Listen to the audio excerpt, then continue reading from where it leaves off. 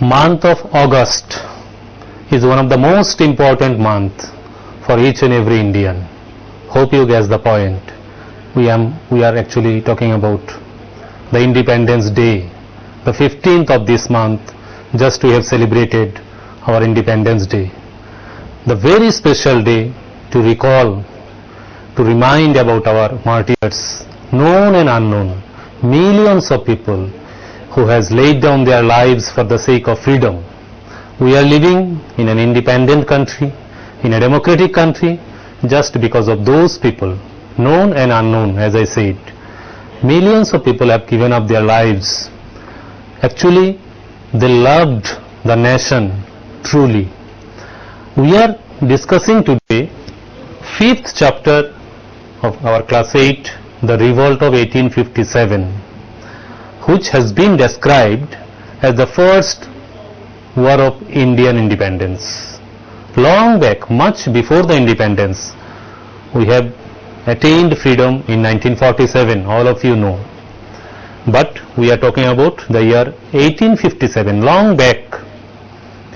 Many historians described this mega event as the first war of Indian independence. Even some of the historians claimed that it is one of the biggest revolt, biggest movement in the world against colonialism. We have studied about colonialism earlier. Hope you can recall. What is the meaning of this term colonialism? Yes, we have seen that company, East India Company, who arrived over here for expansion of their business mainly, but gradually they captured the administrative power, the political matters, the revenue matters, everything they handled in a different manner. They have modified the education system, our social structure, our religious matter. Lot many things have been modified, changed into their own way, and that is called the colonialism. Because that same motto, expansion of business, and for that the people's mentality has to be changed. Now let us see what was the background of this mega revolt, how this incident took place, why this revolt is such a big event for Indian history. Some people consider that, some of the historians consider that it is the Sepoy Mutiny, but other historians do not follow the same view. They do not agree with the same view, because people from various sections of the society also joined with this. Then how come it can be called as the Sepoy Mutiny only? It was not just the revolt of the Sepoys, the soldiers. Of course, people belong to other sections of the society also got involved with this. That's why it is truly said the revolt of 1857 was the first war of Indian independence, which shook the base of the British administration. Let's see the background. What were the reasons behind of this revolt? First thing we have to follow, that the policies of East India Company. We have discussed earlier also in the previous chapters. You have seen certain policies adopted by East India Company with two intentions. There are two basic intentions of the company here. What were those intentions? Yes, of course, expansion of business, and they wanted regular flow of income by means of revenue collection.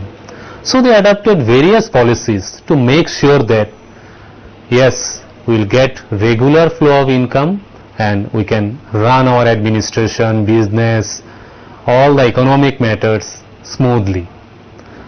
Initially what they tried to do? Initially they fought wars, or the raw materials they were in need, they had to buy by exchanging their currencies, the gold, copper, silver and all, especially gold and silver they used to bring from England, and they used to buy the raw materials from here. Gradually the system got reduced. How? Because they increased the revenue collection. they adopted various policies to ensure regular revenue collection by the Indian rulers and to submit to the company. For that, they continued extensive land survey, other survey, various other surveys they continued. They maintained records, and that way they ensured that there will be regular flow of income by means of revenue collection. Secondly, they wanted to ensure that they could collect the required raw materials and export to England and other countries, which would be very comfortable for them here. What were those raw materials? Those were the cotton, silk, then various spices, the clove, cardamom, cinnamon, all these things were pepper.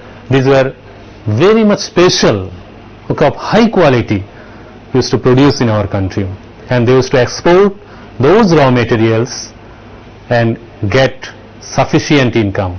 They used to buy from here at the cheapest rate, at minimum price from our farmers, and they used to export those raw materials and gain huge profit. So these were the two basic intentions. As I told you, initially they used to engage with wars and all, but later on, in the later period, they changed the policies. What were those policies they adopted? One which discussed about doctrine of lapse. What was their intention? To expand more and more land, more and more regions, territory under the British Empire, instead of fighting, without fighting. How can they do it? That's why they adopted one policy that is called the doctrine of lapse.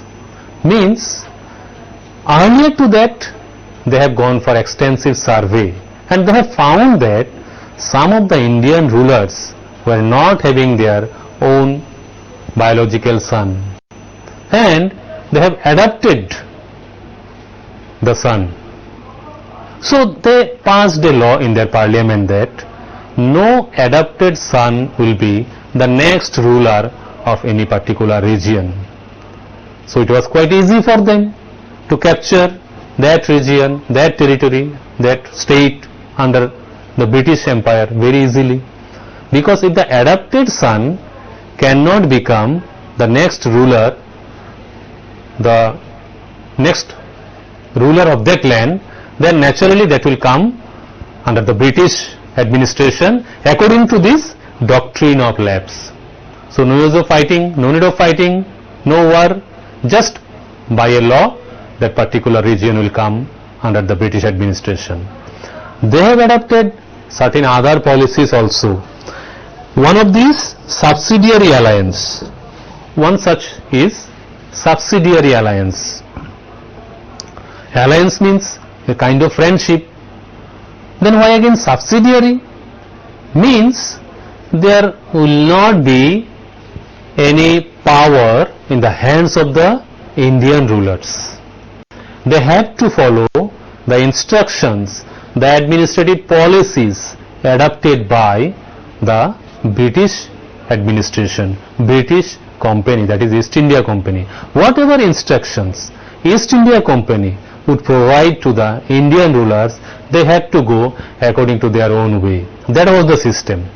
So these were certain policies, rules, regulations, systems they adopted by which they could acquire more and more land under the British administration. Sunset law, another was there. Means at a particular date, the Indian rulers, zamindars, had to submit the revenue before sunset. Now if they fail to do so, that particular land also will go directly under the British administration, under company's rule. So like that, many discriminatory policies they adopted and captured huge quantity of land under them. But we must see the other side. The grievances among the Indians, right from the farmers, zamindars, the landlords, kings, all the rulers, nawabs, all were suffering.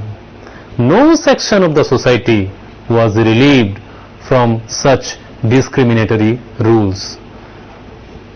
We must not think that the Indians were foolish. They could realize that these new policies were adopted to put the Indians down.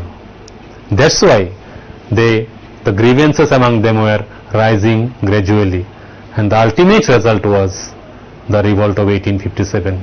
Let's see how it happened. Actually, from the mid-18th century itself, the Indian Nawabs, rulers, kings, their powers got reduced. There was one British resident was engaged in every king's darbar. Got the point? In British administration, a particular new policy was adopted by the mid-18th century, was that to engage one British resident with every kingdom. And that British resident will decide the total administrative matter, the policy of revenue collection and management of soldiers and all those matters will be handled by the British resident. So what was the duty of Nawab or the king? Yes, he has got the responsibilities without the power. What type of responsibilities? Yes, collection of revenue. The Indian rulers had to ensure that there must be regular collection of revenue in proper time. Then management of soldiers. Then administration, day-to-day administration. All those responsibilities had to be properly maintained by the Indian rulers. Then what the British resident do over there? He used to enjoy the power. The total controlling power was there on the hands of those British resident in every kingdom. So, what we can conclude here? We come to the conclusion with this sentence. We can say that the Indian rulers were having the responsibilities without power, and the British had the power without any kind of responsibilities. So that way they enjoyed the time, the situation. But we must remember the grievances were increasing among all the sections of the society. See, the way the revenue was fixed, it was really troublesome for the Indian farmers or the landlords, zamindars, the rulers to compete with the situation. They could not fulfill the required revenue because there was frequent monsoonal problems, there was drought or heavy rain. Certain problems were there, and our agricultural system was not developed that time, that through proper irrigation system there will be regular cultivation of the land and there will be regular production of crops by which smoothly the revenue could be supplied to the company. It did not happen. So the revenue, the fixation of the tax was too high, for which it was almost impossible for the Indian farmers to compete with the situation.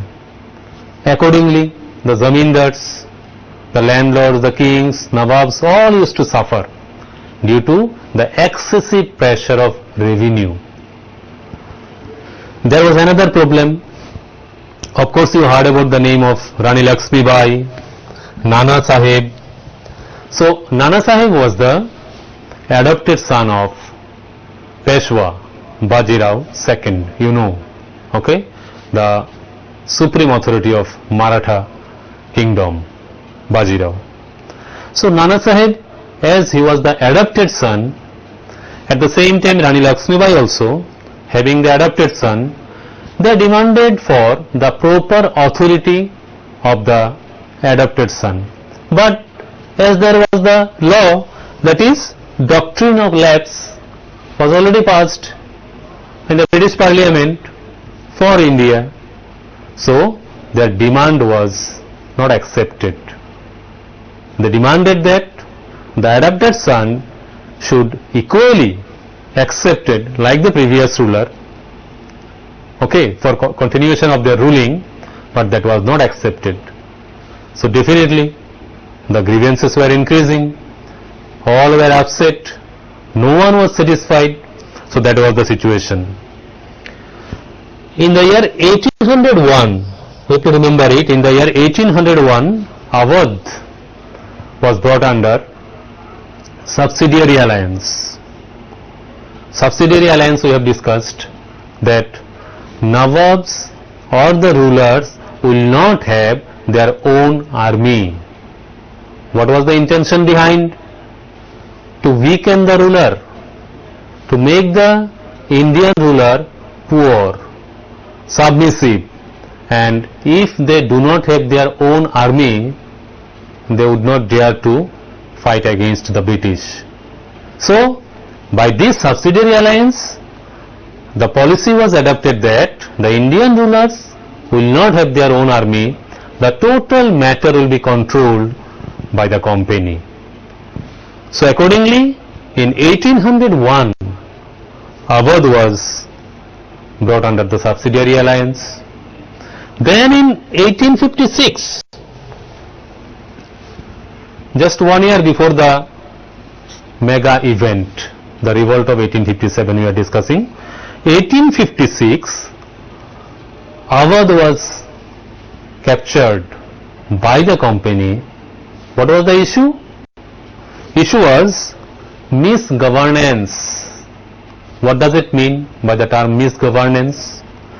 Means they told that they have got the information, they have collected the sources, information that the ruler of Awadh failed to run the administration in proper manner in Awadh.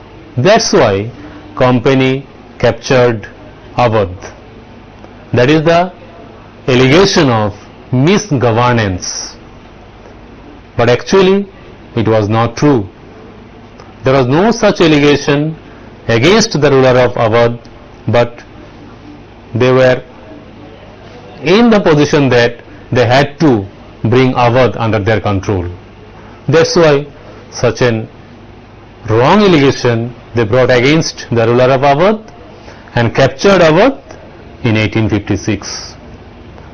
So that way the situation was getting ready. Now let us see how the Indian sepoys were suffering. What were their grievances? Let us see. Till now we have discussed in general certain policies of the East India Company by which they wanted to weaken the Indian rulers, at the same time to ensure their income. Now we shall see how the soldiers and the others, okay, the suffering of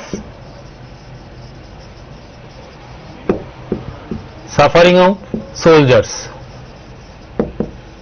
and others. How the soldiers and other officers, other common people were suffering. Let us see. First thing is that the Indian soldiers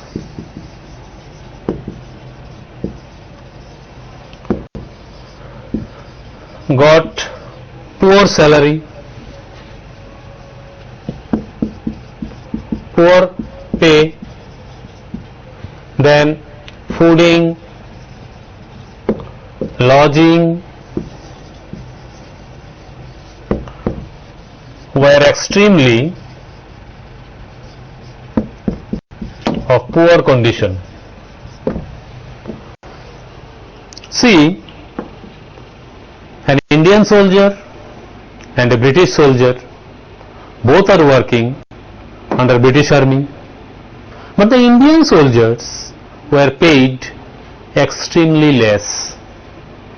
their salary was too poor. At the same time, the accommodation, the places provided for the Indian soldiers to live was quite filthy type. Human being could not survive over there. So dirty places, all unhygienic conditions, very poor condition was there. The places where they are asked to stay. Third, the food provided to them, the Indian soldiers, was filthy, too poor quality. It was not at all edible, that is eatable. So these were the situation with extremely low salary, filthy places for survival, for staying over there years after years, poor quality food, as well as there was no system of promotion for the Indian army, for the Indian soldiers. But the British soldiers under the British army used to get promotion, whereas after serving for many years with full faith, with full honesty, there was no promotion for the Indian soldiers. So there was total discrimination, you can realize. There was total discrimination with the Indian soldiers, because when two persons are working in the same organization, doing the same job, but getting different salaries, they have joined at the same time, they are working under the same organization, doing the same job, but one is getting extremely poor salary, then just think how that person would feel. And that happened with the Indian soldiers. As I told you, they got poor quality food, worst accommodation for survival, no promotion system for the Indians. So all this created enough grievances among the Indian soldiers. Though with full loyalty they were working in British army. We must remember another thing here. Earlier we were discussing about the excessive rate of revenue. Now see, the Indian soldiers who are working in the British army, basically they used to come from the rural areas. So the army, in British army, the Indian soldiers, those who are working, they belong to the rural areas, and their family were the family of the farmers. Say for example, one Indian soldier working in British army, his father is a farmer working over there in a rural area. Now, due to the excessive rate of revenue, that soldier's father, who is a farmer there, he is suffering a lot.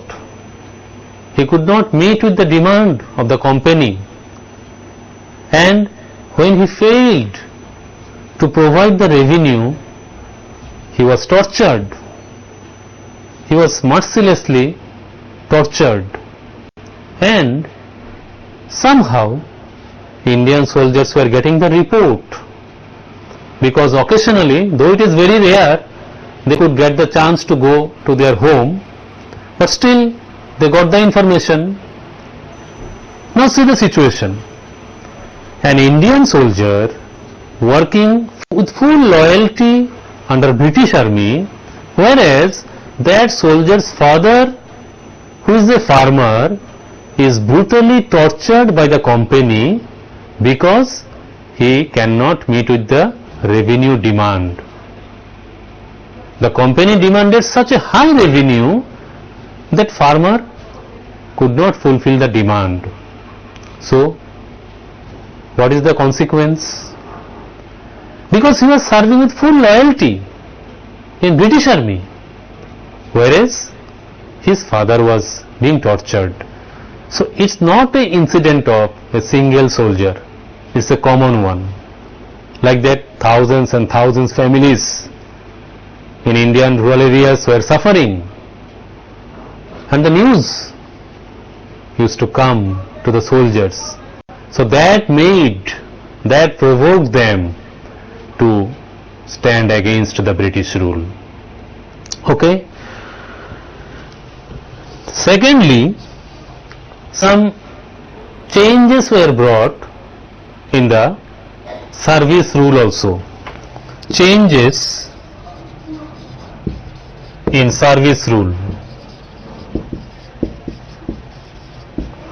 What was the change?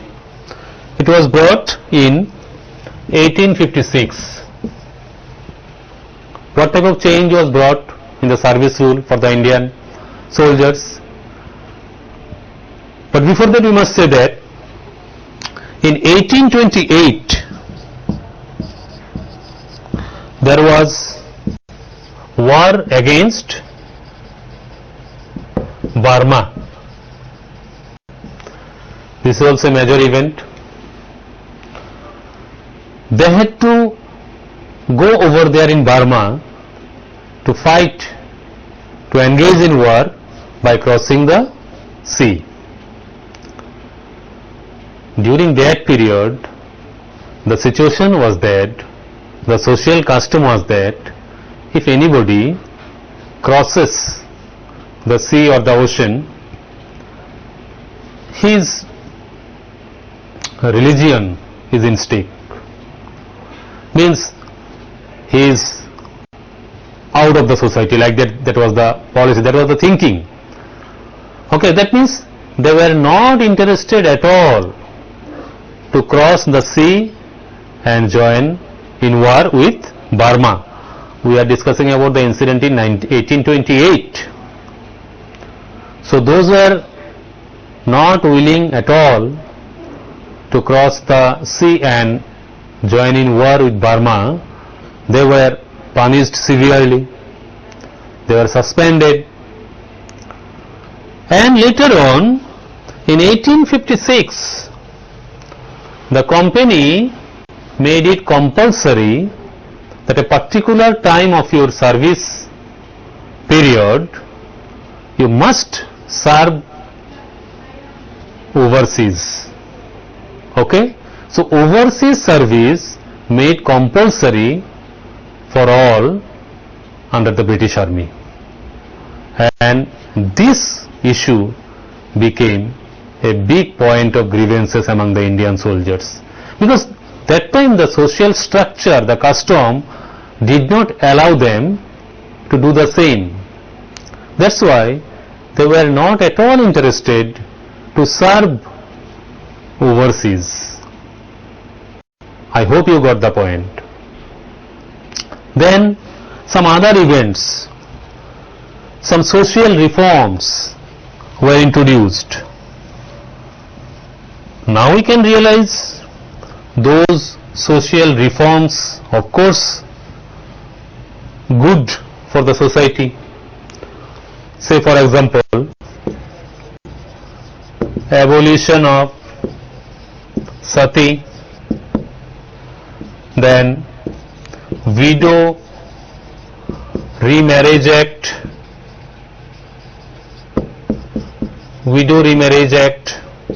then introduction of Western education,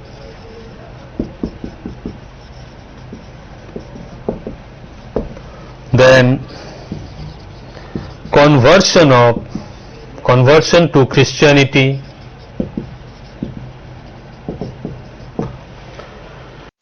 these were other important issues. Of course we can realize sati was a custom which was a superstitious one, and many Indian women were killed by this system, sati. So Raja Ram Mohan Rai, along with the then Governor General Lord William Bentinck, abolished sati. Then by the initiative of Ishwar Chandra Vidyasagar, Widow Remarriage Act was introduced, because it was found a girl at a very tender age, when becomes a widow, it was unbearable for her. The life was unbearable for her. That's why Ishwar Chandra Vidyasagar introduced the Widow Remarriage Act. Then Western education, introduction of English education was initiated there. Conversion to Christianity became more easier. But these activities, these new policies could not adapt properly by our society. So the Indian society did not accept these policies open-heartedly, wholeheartedly, got the point? And this was a direct effect on the soldiers also. The social reformation movements which initiated in that period actually created grievances, dissatisfaction in the Indian society against the British, and the ultimate result was this provoked the Indian soldiers also who were working in British Army. Actually, the conflict between the rulers and the suppressed is universal. Everywhere in the world we find out such kind of conflicts. Now what makes it a big event? When the revolt becomes a mega event, a big issue, of course for that the organization and joining of all the sections of the society, right from the farmers, the landlords, zamindars, kings, nawabs and all. So there was a big organization.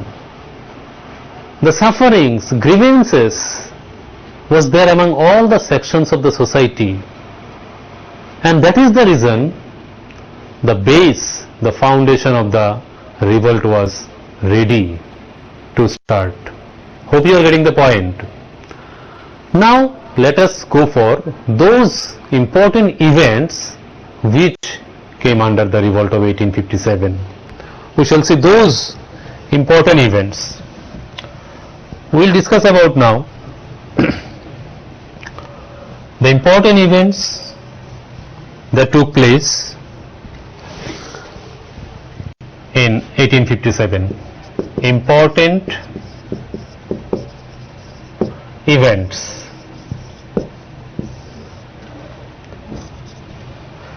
Actually, the revolt was started in North India basically first. Revolt started in North India. All of you know the revolt was started in North India, and you heard the name of Mangal Pandey, of course, the bravest soldier, one of the bravest soldier, Mangal Pandey. You heard the name. Some films are also made on this great personality. Hope you have seen. So on 29th March, it's a mega event here. 29th March 1857, Mangal Pandey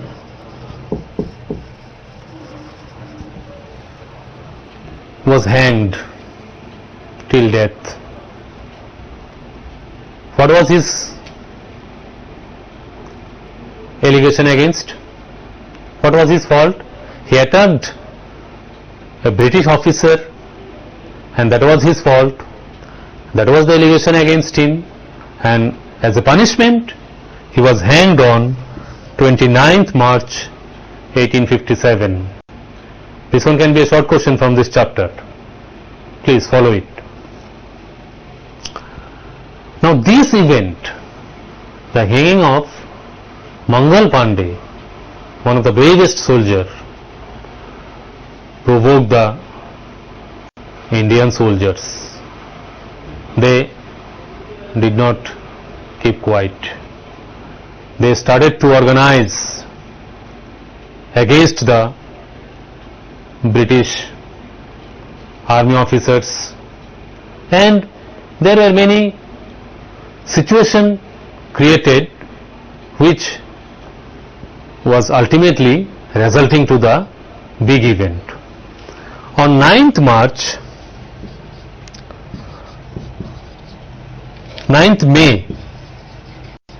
1857, there was another big incident. It was the incident of Enfield rifle.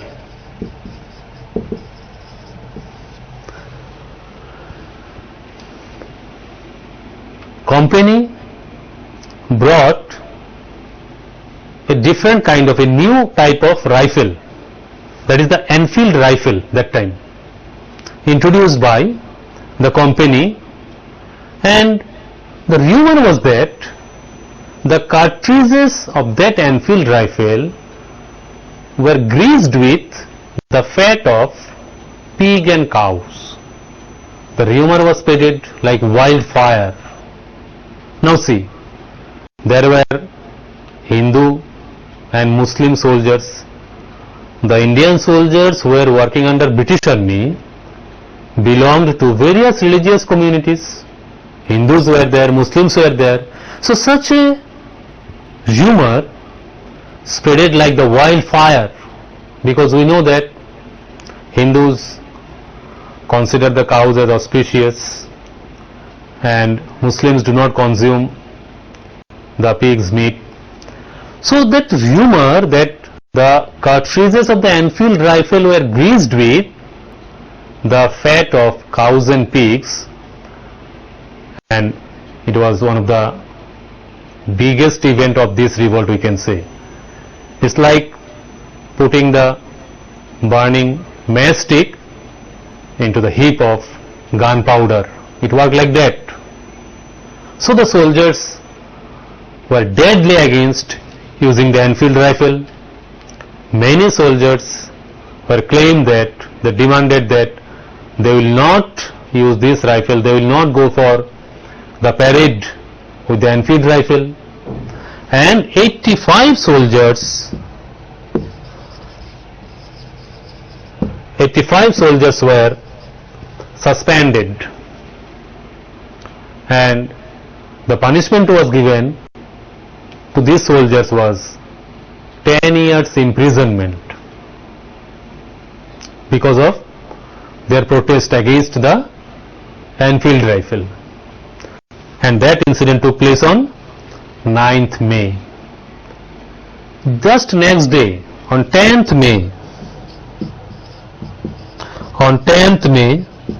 1857, many soldiers attacked the British officers. They captured lot of weapons.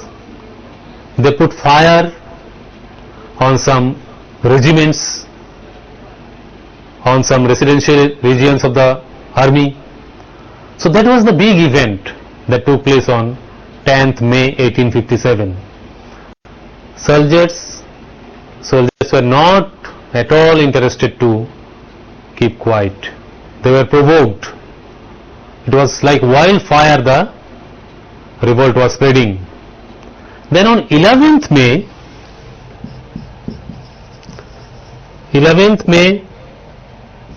1857, the soldiers reached Delhi, and they claimed that Bahadur Shah II the last Mughal emperor, will be their leader, and he will decide the next action plan of the revolt. All accepted him, Bahadur Shah II, as their leader. Though he was feeble that time, but still that was a feeling working over there, and they accepted him as their leader, and he also joined with the soldiers. So gradually from Barakpur to Meerut and Meerut to Delhi, the revolt was spreading like wildfire, as we are discussing about. Hope you are getting the point. Now let us see some other very important leaders of this revolt. Who are the leaders involved with this revolt? One of the most important leader of this revolt was Nana Sahib. Okay, the leaders of the revolt of 1857. Nana Sahib, all of us we know, he was the adopted son of Peshwa Bajirao II, the leader of the Maratha dynasty. So Nana Sahib, he started revolt in Kanpur. There was a huge gathering of soldiers under the leadership of Nana Sahib, and the revolt was spread over there. Now in Jhansi,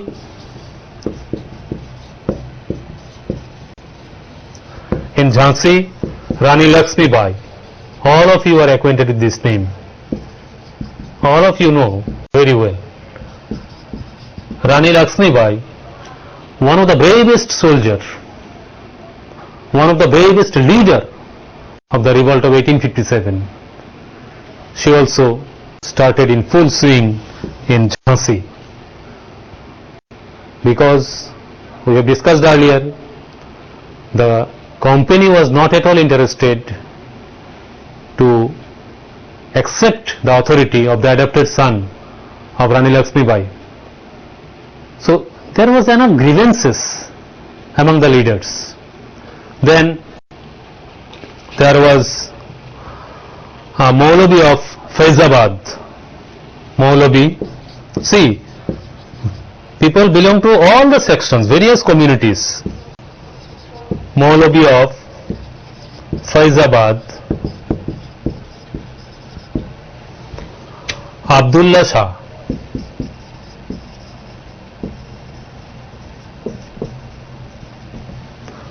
Shah, he started the revolt in Lucknow. Then ex-soldier of Bareilly, Bakht Khan. Bakht Khan, a soldier from Bareilly, was also another leader who got involved in the revolt of 1857. Then Kunwar Singh, who was a zamindar of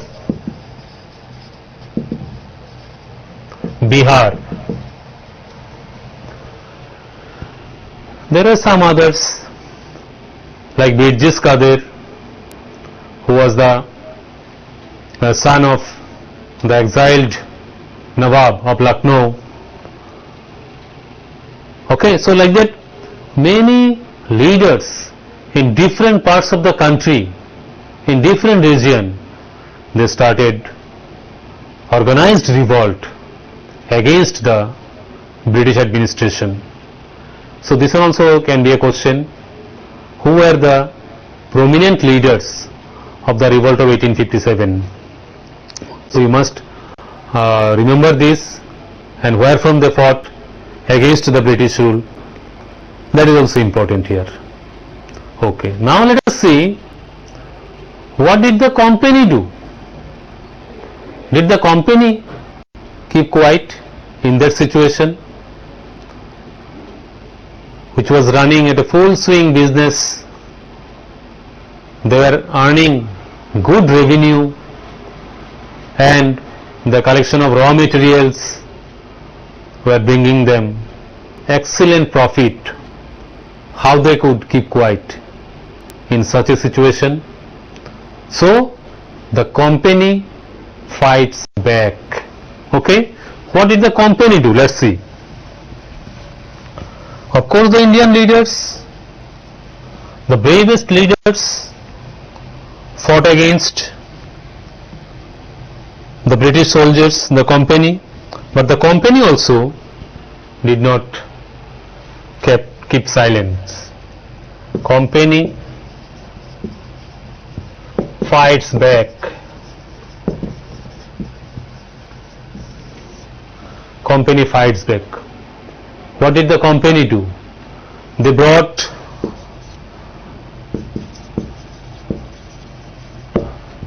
more soldiers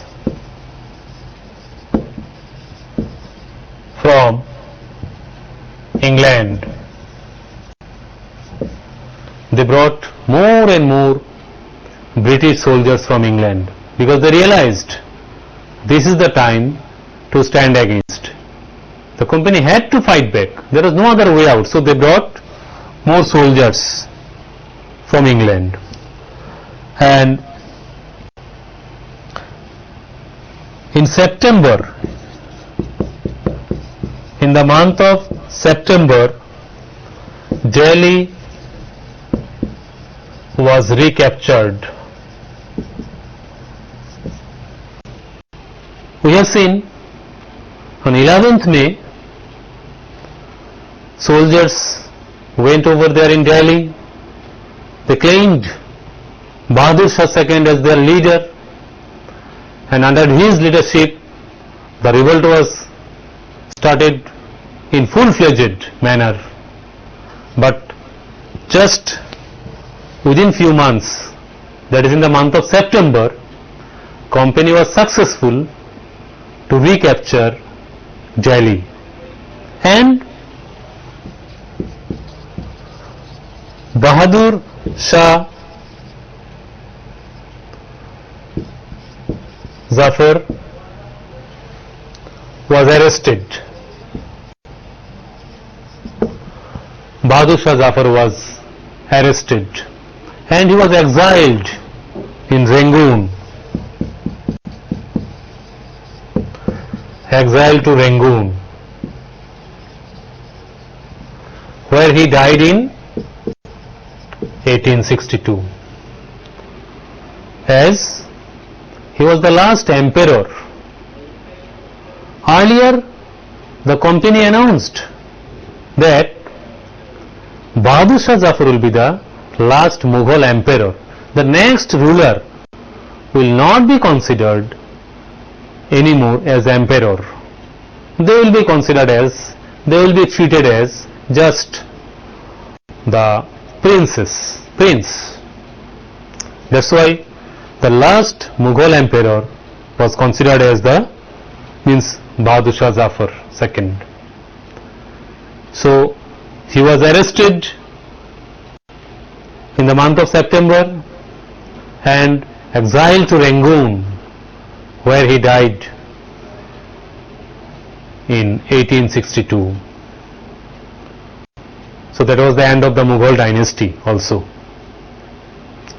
Then the revolt continued, the war continued for more 2 years. But in June 1857, in the month of June, Rani Lakshmibai